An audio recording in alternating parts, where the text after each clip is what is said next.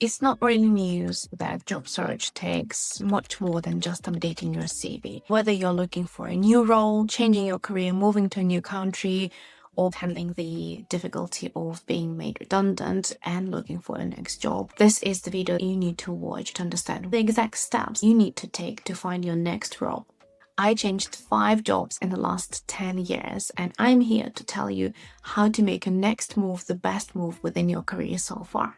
From my personal experience as a migrant in the UK, having spent multiple years building my career from scratch in London, and also based off my consulting and coaching practice with my clients, helping them find the best roles in the UK and internationally, there's really 12 steps that I feel are really important for you to make the great next move.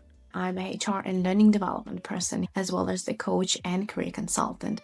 And I'm here to help you figure out what to do next when you're lost, when you're stuck, and you really are so overwhelmed and frustrated with so many things that you've been told so far.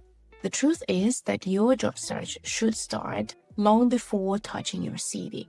You need to really understand what is it you would like to do. What are the key areas and the titles and the industries that you want to consider? What are the countries if you are moving? What are the requirements for your physical perspective, for your mental perspective? Basically, what are the things that you need to make sure you secure in your next job to be happy in it as well as successful? You need to really understand, why are you looking for that job? What is your motivation behind it, and how you can make it much easier for you in terms of handling those rejections and handling so many interviews. Looking for a job is a job in itself. This is where I recommend asking yourself some questions. When you find that job, what is going to happen next? Are you looking for a job, or are you looking for a next project, or perhaps you're looking to become entrepreneur? And thirdly, why is it important for you to get this role? What is going to change in your life? And why is it so important that you'll be spending hours and hours in a day to really make sure you get that next job? Because without understanding your motivation, it will be super difficult and frustrating to follow the rest of the steps and go through a very tough employment market. Step 2 is, after you have got your motivation, is really understand what is it that you're looking for in your next role. Is it a change of the salary, or is it a change of the level, or perhaps the change of the project type that you work on completely?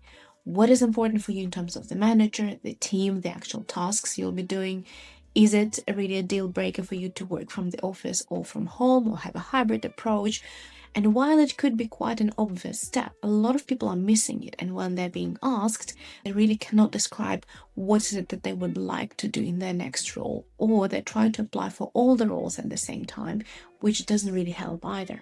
Another key area for you to consider at this step is understanding what are your skills, including transferable skills, and your previous experiences, your ways of working, how others perceive you, what are your strengths and weaknesses, what are your energizers and drainers. Some of those things you can cover by getting feedback from your previous colleagues. Another way is taking a psychometric assessment or a test, and I do have a separate video on psychometric assessments.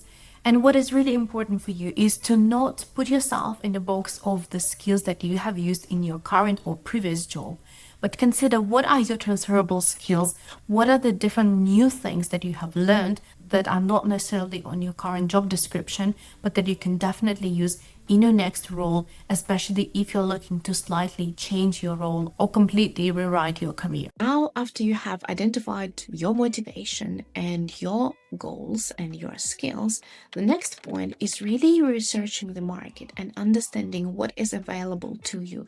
What are the exact roles and titles? This is really important because you need to make sure when you get to the point of editing your CV that you will be positioning your CV towards your next role rather than just summarizing your previous experience. You need to make sure you use the keywords from your future roles, from your future job descriptions into your current CV. This will really help you to navigate all the automatic systems, all the AI-powered recruitment systems, but also make sure that you understand what the role is about and how to position yourself in an interview. Number 4, CV review. And this is the magical step. Only after you have identified what is your motivation, what are your goals, and after you have analyzed and researched the market, this is when you get to the point of rewriting your CV.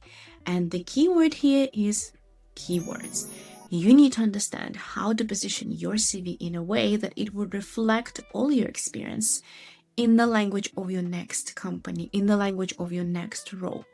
Because this is how the recruiters or the hiring managers or the automatic systems will be reading your CV. They will be taking their job description, they will be taking your CV, and they'll be aligning them together and saying, is there a connect?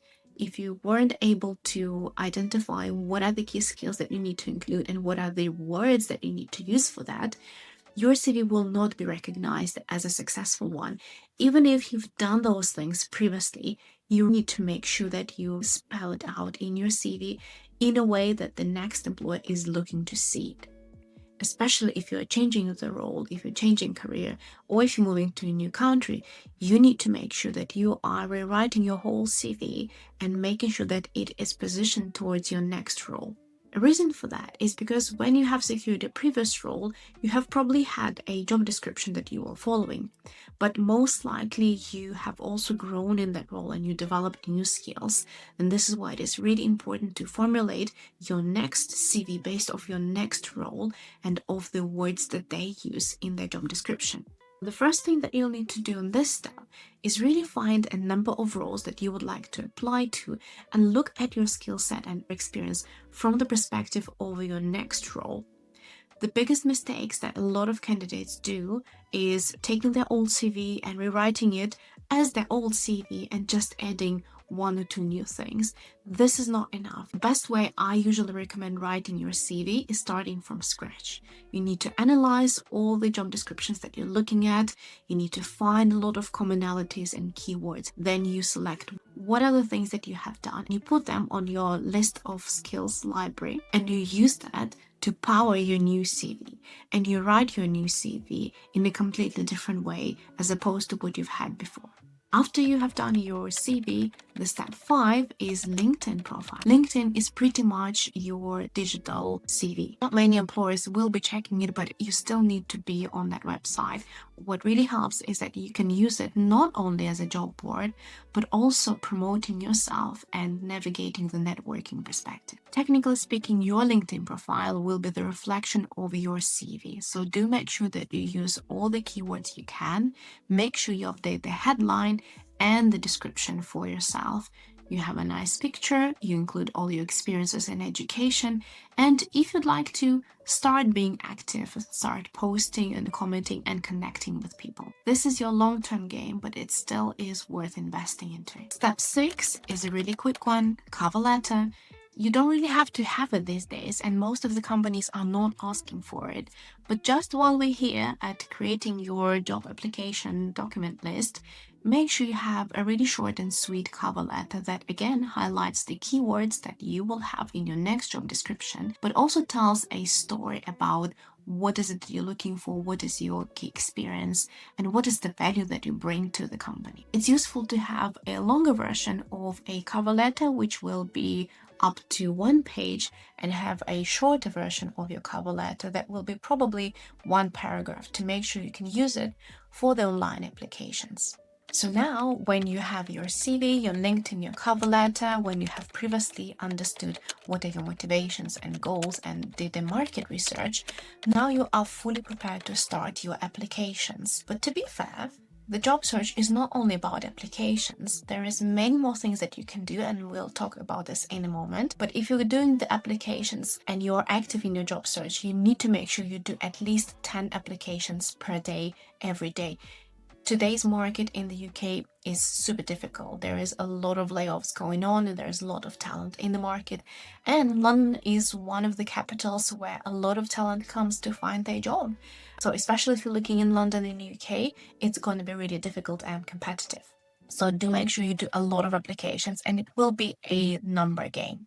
The important part to remember is that the more applications you do, the closer your next offer is.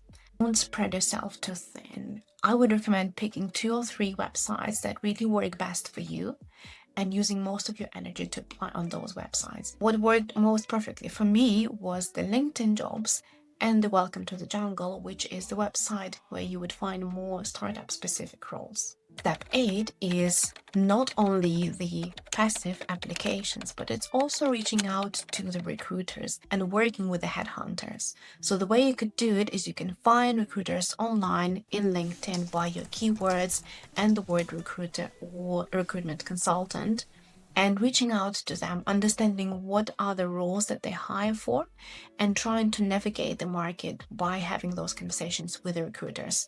For me personally, I've had an experience with a recruiter where they have helped me to increase my salary twice. They were really useful in the process of getting me that next job. Step 9, networking. And this is the key one because it is something that is for the longer term game, but it would be also one of the most profitable ways of you looking for your next connection, for your next role, especially if you need a visa for work. Definitely do reach out to potential hiring managers on LinkedIn. And yes, you will not get too many responses, but the ones that do respond to you will be the most useful people in your network. Step 10, interview preparation. So it will have a whole lot of video about how to prepare for the interview. At this point, what I will say, you'll have to prepare to understand the role that you're applying to, how your skills will help you to add value to that role, their competitors, and what are you here to achieve, what are the expectations, and what are their competencies and leadership skills that they might be posting on their career website.